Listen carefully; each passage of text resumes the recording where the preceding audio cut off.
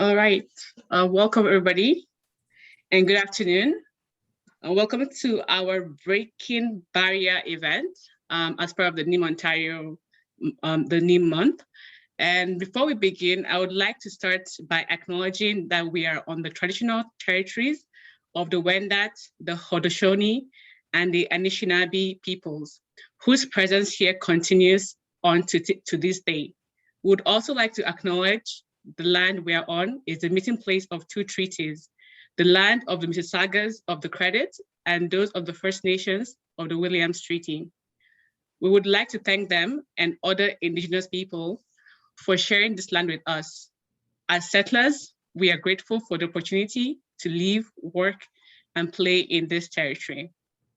So I'm Joy Chianu, and I am an engineering technical lead at Jana Corporation.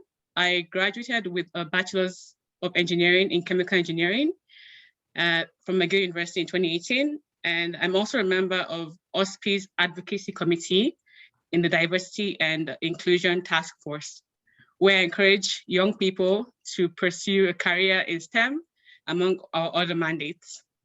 And today here with me, I have Angela Wojtyla.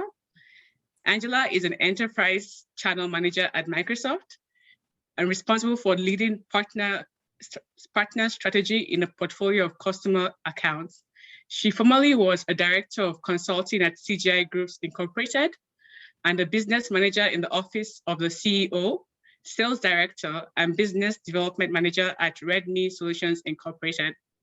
She also worked at Hydro One and Manitoba Hydro in a variety of roles, including field protection and control engineer and regulatory affairs advisor.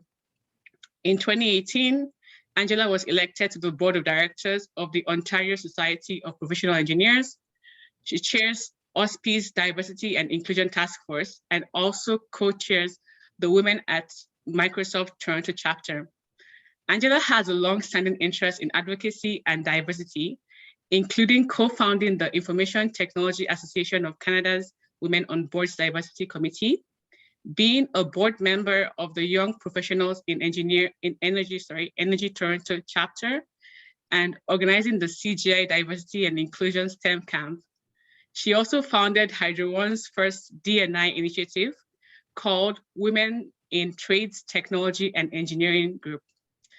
Angela holds a Bachelor's of Science in Electrical Engineering from the University of Manitoba and an MBA Essential Certificate from Rotman School of Management.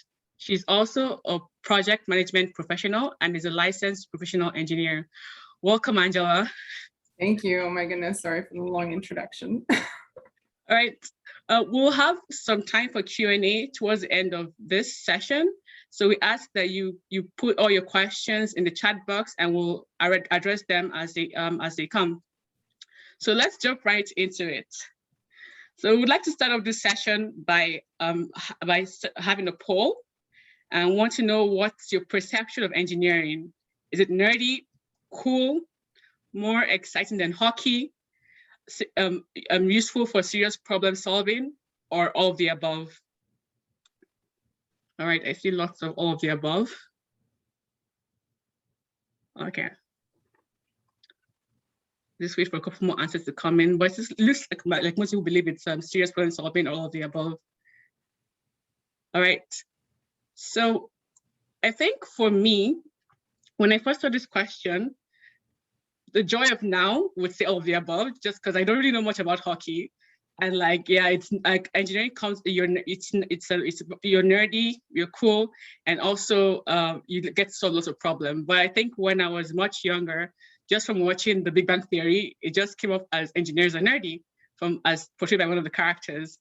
And yeah, I would ask, from here, I'd just like to ask Angela, like, what inspired you to become an engineer? Yeah, for sure. So for me, I truly owe it to my grade 10 electronics teacher. So growing up, I actually helped my dad maintain a lot of his rental properties. And when I was in high school, I decided to fill a spare with a course that could potentially teach the theory behind the work that I was doing. So for me, I naturally excelled in the class, and thankfully my teacher educated me about engineering, and that's what helped me decide on engineering in university. How about you, Joy? How did you get into engineering? Mine is very, very different. So initially, I had the grand plan of becoming a medical doctor, and it took shadowing some doctors at an ICU ward to realize that blood was not for me. So I had to, pivot and find something else.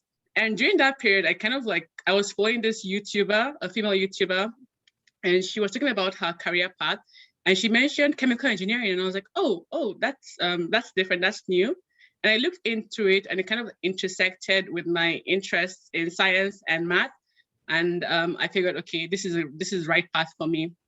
And yeah, that's how I went down that lane. If I hadn't discovered her, I wouldn't have known about chemical engineering, honestly. And yeah, I would like to know, Angela, upon graduating, how has your career progressed? Yeah, so I've actually had quite the whirlwind of experiences, I think, across my last, I would say 10 plus years of my career. I initially started in the utility sector. So that was working for Manitoba Hydro and Hydro One in various technical roles, but then eventually I transitioned into more business roles. And I think the one role that stood out the most to me within those experiences was being a field and protection control engineer in the field. And it really gave me that firsthand experience, and then also showed me the importance of safety especially when working hands-on with a lot of the equipment. I eventually ended up leaving utility sector and went into the telecom industry working for a software company, and that company took me around the globe. I was actually out of the country 75% of the year, which was crazy, but very enjoyable. I was able to experience various workplace dynamics, business etiquette, and culture. And then after that, I actually ended up working for an IT consulting firm. So initially I started within their utilities practice, but eventually transitioned into financial services. And the last 2 years at that consulting firm, I was actually working for CIBC in their capital markets, treasury, and risk management portfolio, or technology management portfolio, which was very eye-opening, especially working for a big bank. I think for me, my yearning for just new challenges and learning gave me that opportunity to take risks and try all these different industries. And now I'm actually at Microsoft, just promoting their Azure cloud and other solutions to our customers.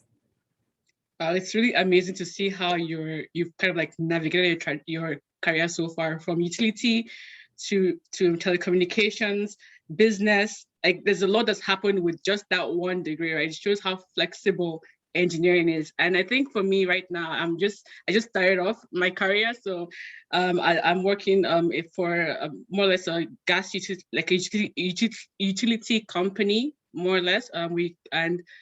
It's interesting to see how like there's opportunity for me to move around, or just for engineers really to navigate around with just the engineering degree as the baseline. And I would like to know, like, what's one thing you wish you knew as an engineering student? I think for me now, when I look back, I really wish I knew the flexibility of the engineering degree. Especially for me, I put so much pressure on myself to make that right decision after graduation. And I was under this impression that once I landed my first job, I would stay with that organization until retirement. So for me, I really encourage everyone to consider engineering. It's been an amazing degree for me. And I think as you progress in your even like student life, to try to just gain more experiences through like do-it-yourself projects, or even when I was in university, I actually joined the formula team and helped build a formula race car, which we raced against other universities, which was an amazing experience in itself. Oh, wow. So I think for me, I think you already stressed on the flexibility part of things, and obviously engineering has lots of challenge that comes with going to engineering, but it's the fun things, right? You're able to solve problems with your degree. I think one thing I think I wished I knew as a student was to tap into the resources available to me as a student, or available in the campus setting. Just like networking with your professors, and again, as Angela mentioned, partaking in clubs and design teams to really put into practice what you're learning in the classroom. And I think I would say for sure, like, make sure while you're a student at the moment, like try to maximize the use of those resources, because it's not as easy to get those opportunities once you leave and you start focusing on your work, in the industry.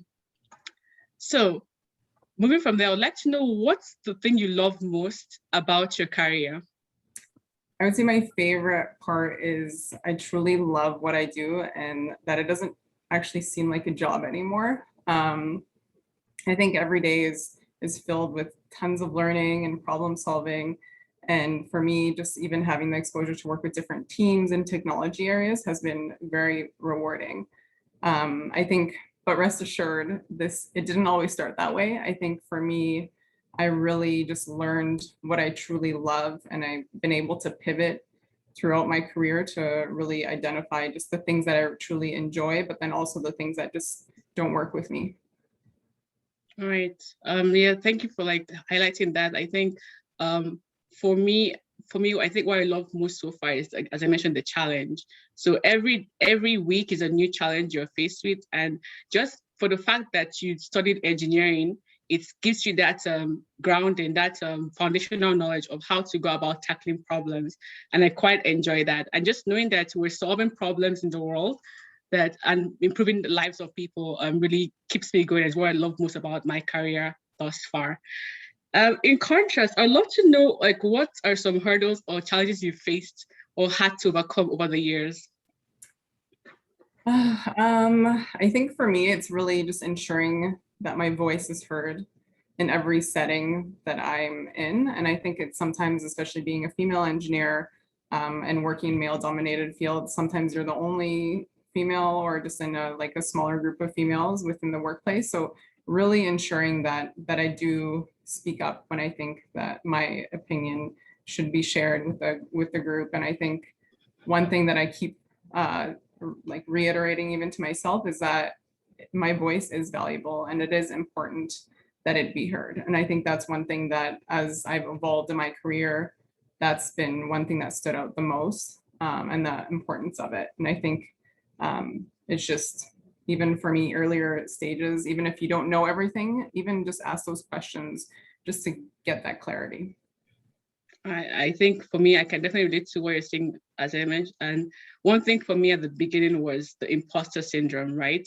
So I just graduated, and I'm like surrounded by like experienced engineers, mainly male, and having to like question if I'm in the right location, if I belong there, if my opinions matter, was challenging to me, And it took like kind of almost consciously working on it and saying, okay, if I'm here, if I deserve to be here. I'm qualified to be here. They did not pick me because by fluke, So just constantly reminding myself that my opinions do matter.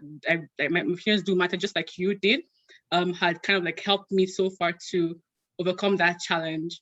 I think one thing that I'd like to add is that imposter syndrome doesn't go away. I think even throughout the years, you always have that self-doubt whenever you join any team. But I think for me, I actually now have evolved to actually use it as an indicator to let myself know that I'm actually challenging myself and I'm getting out of that comfort zone. So I almost use it as a benefit now.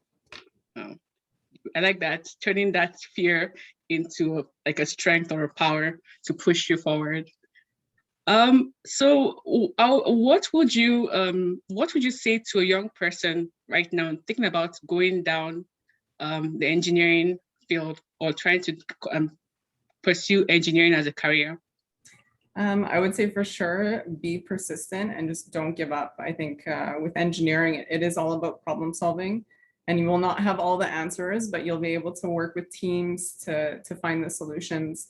And I think one thing is that we're scared of failure, but we do need to fail to really utilize that experience as a learning and growth opportunity as well. And that's how you also learn and evolve. All right. Yeah, I think I like what you said about basically not being afraid to fail, because failure is part of the process, right? And I would also like to get your take on like what your advice is for students who are currently pursuing careers in STEM.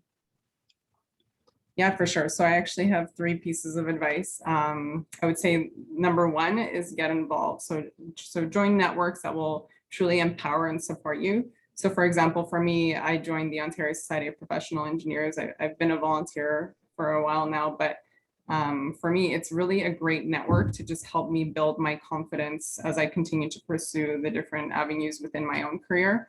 Number 2 is really mentors are so critical. And I think when you look at internally or externally, a mentor is very important, because even though typically we look at mentors within the organization, I think it is great to see a different perspective when it is outside of your organization, and that is even within university, right? So I think these mentors will help you navigate difficult decisions and interactions in the workplace. And like I said, they are a great support system, just like the networks. I think for me, one thing that I've noticed too, as my mentorship relationships have grown, they learn about your capabilities and they're able to vouch for your accomplishments. And then they actually end up being a sponsor or a champion for you whenever there is a promotion in the workplace. And my 3rd piece of advice would be culture fit is key to enable your success. And I think from my own personal experience, I've realized that my direct manager plays such a critical role in my personal success. And even through like the people that I've mentored over the years, they have mentioned to me that they are in toxic environments and they stay because they hope that things will change. But I think for me, one thing that I've realized is that they rarely do change. And I think that's when you realize, like, I think you need to set that timeline. And if things aren't changing for the better, really just reposition yourself within the organization, or even consider looking at an external company. Those are 3 very sage words you've shared with us. Get involved. I remember last year when I was trying to look for things I can do that align with my interests, I found OSPE, and I got to talk to Angela about what her team and how we're doing with the diversity and inclusion task force. And like that kind of like was aligned with what I was passionate about and what I wanted to push for or advocate for. And there are lots of similar organizations like OSPE that you can get involved with to make sure that you're doing things, outside of your work to push yourself professionally and personally. And you mentioned the importance of mentors and mentors and sponsors. And I mean, I can't stress enough, in as much as I'm still trying to figure that out on my side, but it's nice to hear it reiterated over and over again, the importance of, getting the right person to vouch for you and like, direct you so you don't make the same mistakes that they have made. It's very important to keep that in mind. And last but not least, culture fit. And honestly, I'm thankful that so far in my career, very short career, I've had really great managers and supervisors who have really helped me and also the environment of the workplace has always been very, very conducive so far. But I've also had very, very, alarming viewpoints or experiences from friends and colleagues as well from past positions. And it's one thing if the work is challenging, right? So a whole new thing if the place you're working in is just causing mental health issues for you. So make sure you prioritize your mental health when it comes to getting that right culture fit. So in as much as you're getting interviewed, for example, for a job, also interview the company to make sure that there's that fit before you get into it, and you just can't bear the backlash, more or less. Yeah, I think for me, I'd like to add is it is critical before you join any organization or even a position to really leverage the people that are working there. Like you can go on LinkedIn, like start a message and ask them truly like how their experiences are, because you'll learn so much from even just speaking to people. And typically they are pretty transparent, especially when you are an external party considering going into that organization. All right. Thanks for sharing that. And I'll like to address like one more thing. So, I mean, I'm sure you already know this. It comes as no surprise that there are not as many female engineers in the field right now. As a matter of fact, Angela, I think you and I are perhaps considered unicorns in this sector. So before we go ahead with my question, I would like to poll the audience to know if you personally know a female engineer. So do you know someone who is a female engineer in your family, perhaps a colleague or a friend, or you don't know anyone personally? Right. Oh, as in seeing lots of people saying they know friends, and some say they know some family members. I'll just wait for a few more to come in and I'll share the poll results. All right.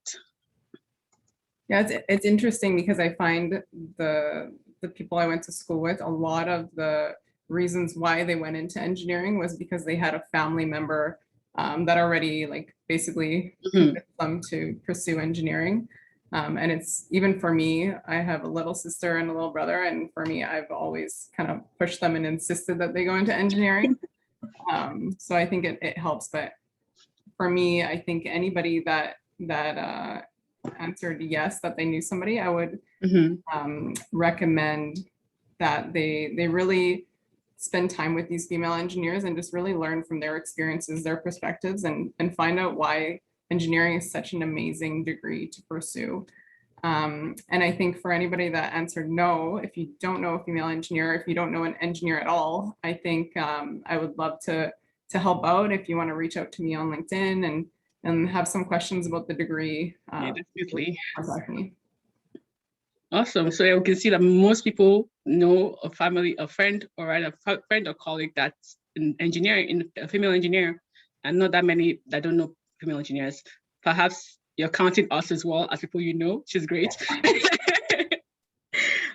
So I mean, I would like to now ask. I'd like to know what are your thoughts right now on the number of female engineers we have out there, or the percentage we have out there, and how can we go about increasing the number of young women who pursue a career in engineering? Yeah, so actually OSPE's most recent analysis indicates that women make up about 48% of Canada's overall workforce, but only 13% of practicing engineers are actually female engineers. I think for me, the major problem is that engineering is not a popular option for students to consider. And I think it's quite unfortunate as there are so many opportunities for growth. And I think in order to narrow the gap, we really need to spend time in educating women on the options and the vast benefits of engineering at a younger age. Also, I think in the workplace, we need more allies. And this is to help really empower youth as they start their careers in engineering. Another option is obviously leveraging organizations like OSPE. OSPE does offer a mentorship program, and I would recommend anybody that's interested to check out the website and look at just the other programs they have available as well for networking opportunities. I think anybody that's here from industry, I really encourage you to just pay it forward and be that champion or ally you wish you had earlier in your career. I think it's critical in empowering the next generation of our youth to make those informed decisions. I think also when you're looking to hire, make sure that you have a diverse pool of candidates. And I think not only just looking obviously at gender and diverse and race and all that, but I think even just like looking, not just going to the universities that are the most popular, like the Stanfords and Yales of the world. I think it's also just like diversifying where you look for candidates in general. Yeah, I really couldn't have put it better myself, Angela. I think you stressed the main point. The reality is that representation does matter in the industry. So the more women or young girls see people like them in positions, in engineering positions or in places of power, the more they have the aspiration to look forward to doing that. You can't aspire to become something you're not really familiar with. So just having that key person, that role model that makes you want to go towards something would help. And as Angela mentioned, if we can start trying to get more young girls involved in engineering or similar projects that will gear them towards that path, earlier on in their lives, that's a great way to go. And yes, allies are absolutely important in the workplace, right?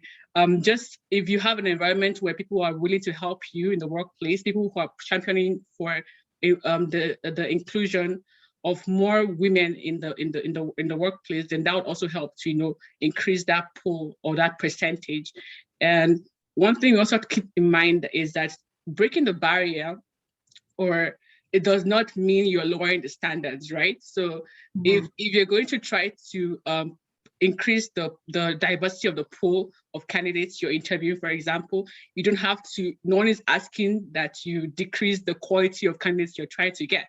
Just make sure it's easier for people to actually access those opportunities. That's one way I think is could help to lower the barrier and increase the percentage we're currently seeing.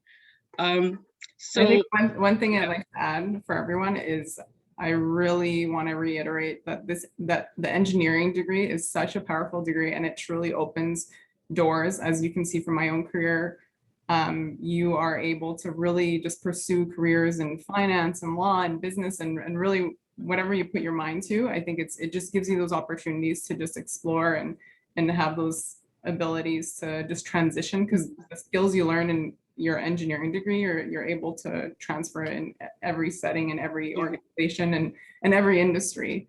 And I think for me, when I remember at one point I was considering doing business, but when you look at I'm not pushing down a business degree, but when you look at taking a business degree, and then if you ever wanted to pursue engineering, it's a little bit more difficult to do something like that. But when you have an engineering degree, you can stay technical, or you can actually transition into more business. Right. Thank you for sharing that, Angela. So I would like to I think one of the three main things I learned today for sure is that it's the transferability of the engineering skill, as she has reiterated how she's moved from pretty much from technical roles to non-technical roles alike. And just knowing that you can actually just navigate once you get that degree is really great to know. Another thing I learned today is the importance of mentorship and allies in the workplace, or just in your professional career in general, and just how they can help you to get to places, access places that you would not normally be able to access by yourself.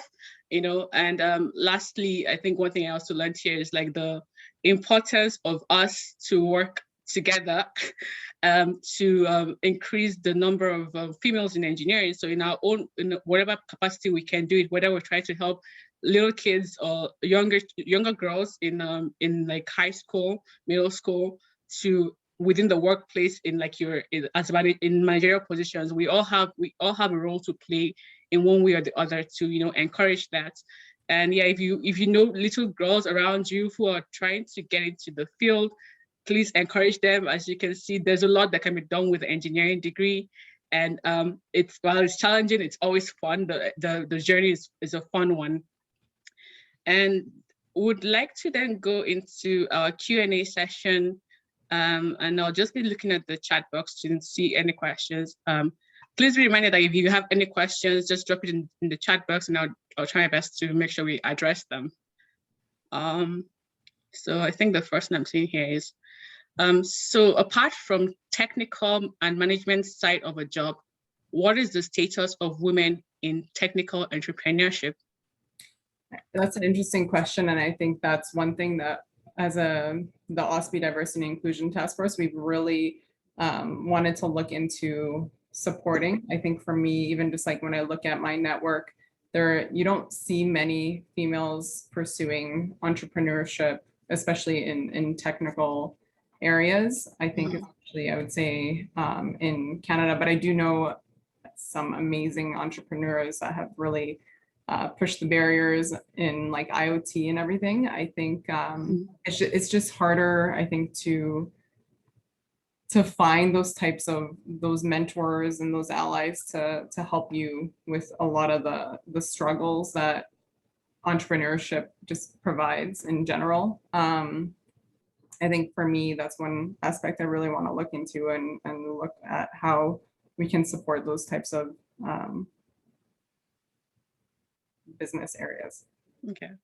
Yeah, I like you what you said, Angela. I think I would say, I mean, I'm very passionate about entrepreneurship in general. So we know that right now there are not many, if you check the percentages of female founded companies or tech companies, they're not that many out there.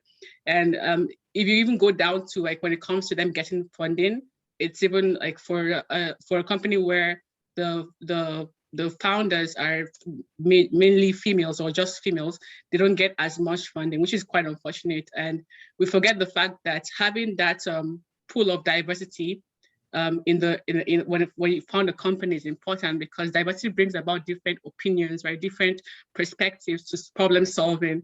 So it'd be nice to see that over the years that we have more women-led companies or women-founded companies in the tech space, because they bring a viewpoint that I guess a male dominant tech company would not have, right? A good example, not to cite it, but it just came to mind, a Bumble, for example. She was initially part of the team in Tinder, and then she left them to found Bumble. And I'm sure you guys have seen all the news about Bumble when they IPO'd, so I believe sometime last month, and they're doing really great for themselves. She brought that perspective because she understood the dating scene from a female perspective and what we want from that end. So it's important to know that when it comes to, we know that diversity, having a diverse workplace or a diverse team increases productivity by 60%, right? So if we need to try to have more or encourage more women through funding, through just giving them the opportunity to pursue entrepreneurial ventures. Yeah. All right, let me see if we have any other questions in here. All right, so I have one from Wendy McCourt. I am a guidance counselor, and the question that one of my female students has is, if they are interested in engineering, do employers prefer undergraduate degrees from the top-ranked engineering universities such as U of T and McGill over schools such as Ryerson and Carleton? Plus, so she has two questions. Plus, will it be easier to get accepted into a graduate program from the ranked schools? So for the first question, I think over the years, things have evolved. So a lot of the employers that I work for, I think if you have an engineering degree, that's already such a amazing degree to have that I've never actually seen, like for me, I graduated from University of Manitoba, from Winnipeg, and it's never stopped me from getting any jobs. And I think as long as you have that engineering degree, that's the most important part. Like, I don't think they look at schools specifically. And I know recently at Microsoft, we had a big discussion with our management and HR, and they're actually looking at all schools. Like before, I think there was like the token schools that they would look for candidates, but now they're making sure to diversify even the schools that they're looking at, which is amazing. And I think for the second part of that question, with regards to the graduate program, I didn't go through their graduate program, so I personally don't know what the criteria is and if they look at just the ranked schools. But I think if you stay, like from my colleagues that I went to university with, they typically stayed within the graduate programs within the university. But I went to University of Manitoba, so we didn't really have any other options either. So if you wanted to stay local. All right.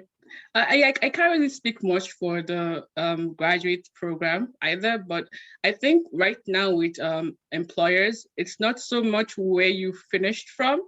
It's like your person. So you're like, they want to know more about like if you're fit for the company is very important nowadays, and also your experience, right? So experience doesn't have to be just internship, because if you don't get internship, it doesn't mean it's the end of the world, but just like getting involved in school, like what did you do outside of your curriculum, your curricular activities, right? So did you work part of a design team, were you part of organizations, did you go for case studies?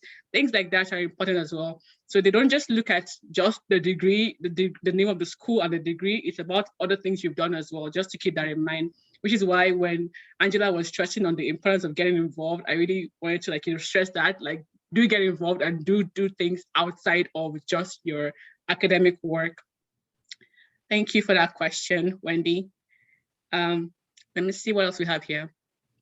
So we have, let's see, a question from, I'm sorry if I can't pronounce your name, boys. Aruna Charles Warren. What special steps has the government taken from women's involvement in engineering and entrepreneurship, like funds or tech support? I don't know if you, Angela, you can speak to this. That's interesting. I think that from especially my involvement with OSPE, I know that they do support a lot of different programs with regards to just women and breaking barriers. I know that a few years ago, they helped fund a project for us to create this app called Diversify STEM app. And it's really to help employers leverage this free tool to help educate their employees and their management around just the different concepts of diversity and inclusion, and how to enable more, like, understand more of the language that comes with a lot of these discussions that we have when it comes to diversity and inclusion. So I know that they do support a lot of, like, just various programs, and you do have to apply for it. But personally, I haven't really reached out to the government myself to ever pursue any funding. I know that I have some friends, especially the ones that started their own businesses, that have leveraged government programs. But it's more, I'd have to look into that. So I don't have the real answer, I guess. Yeah, I don't know much about that either. I mean, I'm sure there are some, because I know, like, for example, there is one for, there's funding for right now for, like, Black-owned businesses or Black entrepreneurs that was started sometime, I want to say sometime late last year. So I'm sure they also have something similar as well for, like, women-founded or women-owned businesses as well. So just have a look and see what you find. I'm sure, like, if you dig, you'll find something for sure. I have a question here. Says, still, every position asks for experience. How do you show that you are capable and can learn and grow? I think the engineering degree in itself, like, I know that when I've spoken to a lot of my hiring managers, they know that when you've gone through an engineering degree, they know that you are capable to work under pressure, you're able to learn, and you have, like, the problem solving skills to do any job. And I think that's what has helped me be able to pursue a lot of the different companies and industries myself. I think with regards to just gaining experience, for me, it's all about, like, I just leverage a lot of the volunteering opportunities and getting involved. I think for me, it's like, network is so critical. So if you're able to even get involved with some of the organizations and make those connections, and then they can help, like, create some opportunities to even just gain some experience or some exposure, I think that will help a lot. Yeah, I think networking definitely goes a long way, like reaching out to people who work in the company you're applying to beforehand, just get a feel of, just so they can place a face to your name. So when your resume goes in, like, you're kind of like in the forefront of their mind when they see it, right? And one thing for sure is, like, I think one way you can show you can learn and grow is the attitude. So your attitude with which you answer questions. Take myself, for example, when I was interviewing for the job I currently have, I read the description. I was like, I don't know majority of the things here, but I'll give it a shot. So when I went there, I told them, like, okay, I don't know this, but I know I can learn.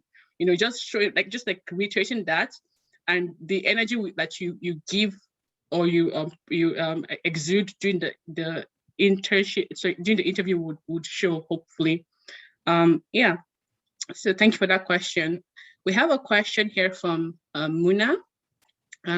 What concrete ways can a manager bridge all and any gender gaps within his or her team, specifically ensuring and building a framework that allows women to reach their full potential in an engineering field and workplace? I think for me, I think environment is critical. And I think especially when it comes to, like, even when I consider myself and what Joy mentioned earlier, that imposter syndrome, I think women naturally, for some reason, there's some self-doubt we go through whenever we're pursuing, even when I think about like the jobs that I've applied for in the past. And even though I may have all 7 criteria, there's always one that I'm like, well, I have enough years of experience in that one. Maybe I need another year. And I'm always, I think, just doubting my experiences and my knowledge and everything. And I think for managers, it is truly critical to really like take the time and empower those individuals, especially the females on your team, like have those discussions, acknowledge them for their accomplishments, because sometimes we don't even realize that you see what we've done, and we almost kind of hope that somebody will notice, but we never will raise it ourselves. Yeah, I think I agree with Angela with what she said, and I think just add to that, managers should listen and act. So like just create that safe space in your workplace where people feel comfortable enough to share what they're thinking of, like the ideas they would like to pursue career-wise, right? And not just listen to it, but act on it, right? So if you're just listening to what people want to do and how they want to navigate their career path, but you're not, fostering that or like pushing for that, then it's all moot, in my opinion. So yeah, thank you for that question, Natasha. Actually, was it Natasha? I'm finding that. Let's see. Okay, so Iris is asking, where do you find technical engineering volunteer activities?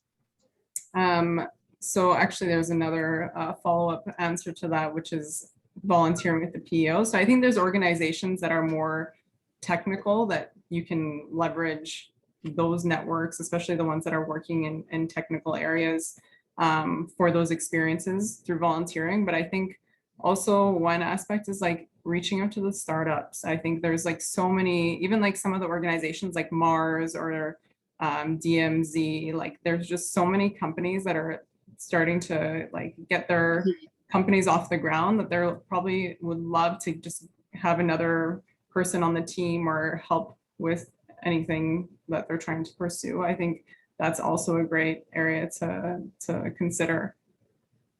Thanks for sharing that.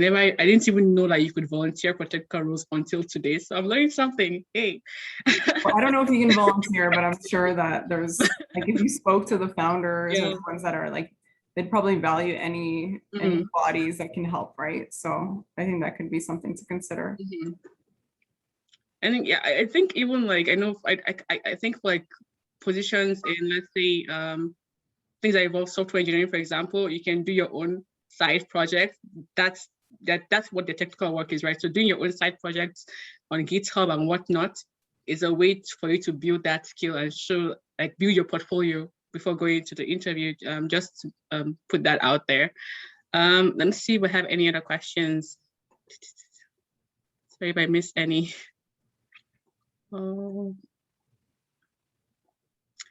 I think we have addressed all. One thing I'd like to add actually to Muna's question is, I know that there's a lot of organizations nowadays that have a lot of these like employee resource groups, like, and for me, one thing that even we're talking about at Microsoft is leveraging those resource groups to actually get the real transparent, like firsthand knowledge of like the challenges in the workplace. And I feel like because these employee resource groups create that safe space to raise a lot of these issues, if you leverage those and vice versa, even if they bring you in as a manager within the organization, I think that will be helpful just to bridge that communication. Right, thank you. Thank you for that, Angela. And I don't see any other questions, so I'd like to thank you all for participating in this event today. But before we go, would like to run a quick poll by NEM. Yeah, I think there are about 2 or 3 questions, and yeah, I'll just let that run in the meantime. So this pretty much concludes our talk for today. Thank you everyone for joining us. Thank you, Angela, for your transparency and honesty. And we hope you found this talk on our experiences in engineering to be insightful. OSPE believes that the engineering profession must become more equitable, diverse, and inclusive in order to continue thriving. And with the changing landscape, it seems like we're on our way there. We'll have a wonderful day, and be sure to check out our website ospe.on.ca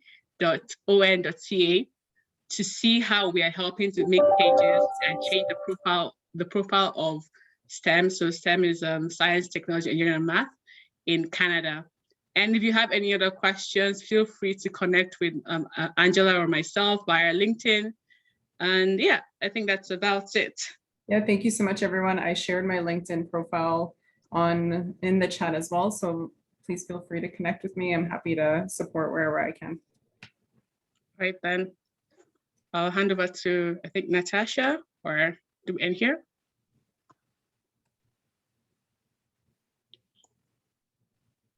Thank you, everybody, for joining. And we hope that you enjoy the rest of NEM Ontario. And please also visit nemontario.ca to take a look at the different offerings that they have. So thank you, everybody, for joining us.